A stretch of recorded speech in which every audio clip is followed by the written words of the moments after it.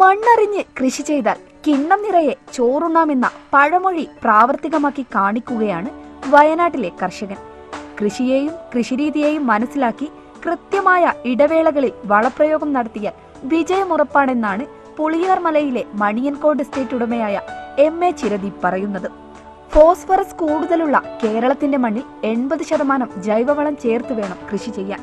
എന്നാൽ 20% വരെ രാസവളം അനിവാര്യവുമാണ്.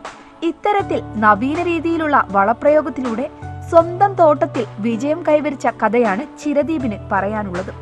20 കിലോ ചാണകമോ ആട്ടിൻ കാഷ്ടമോ ഉപയോഗിച്ച് 3 ലോഡ് ട്രാക്ടറിൽ കൊള്ളാവുന്ന വളത്തിന് തുല്യമായ രീതിയാണ് ചിരദീപ് പ്രയോഗിക്കുന്നത്.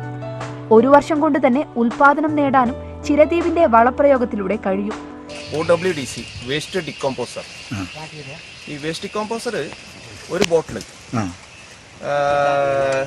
20 kg ഫ്രഷ് ആട്ടും കാട്ടം, 2 കിലോ ബെല്ലം, പിന്നെ ബാക്കി വെള്ളം നിറയ്ക്കുക, നല്ല ശുദ്ധ വെള്ളം നിറച്ചിട്ട് 21 ദിവസം വെക്കുക. ഡെയിലി ഇളക്കണം. ഇത്രയും ചെയ്യാച്ചാൽ ഇതിന്റെ 1 ലിറ്റർ വെള്ളം എടുക്കുക, 9 ലിറ്റർ പച്ചവെള്ളത്തെ ഡൈല്യൂട്ട് ചെയ്തിട്ട് നിങ്ങൾ സ്പ്രേ ആയിട്ട് കൊടുക്കുക, അല്ലെങ്കിൽ ചെടീൻ്റെ ചോട്ടിലേക്ക് ഒഴിച്ചു കൊടുക്കുക. അതിന്റെ ഗുണം എന്താ വെച്ചാൽ ഈ 20 കിലോന്റെ ആട്ടുംകാട്ടിന് പകരം 3 ട്രാക്ടർ ലോഡ് ആട്ടുംകാട്ട് ഇടുന്നതിന് സമാനം.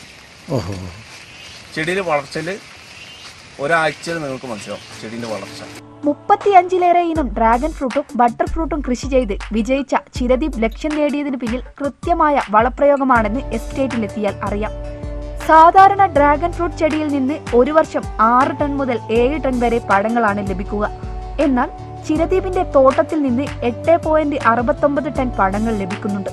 കൃഷിയുടെ നഷ്ടക്കണക്ക് മാത്രം പറയാനുള്ളവർക്ക് ചിരദീപ് നൽകുന്ന ഉപദേശം ഇതുമാത്രം: മണ്ണറിഞ്ഞ് വളം ചെയ്യുക. ETV ഭാരത്, വയനാട്.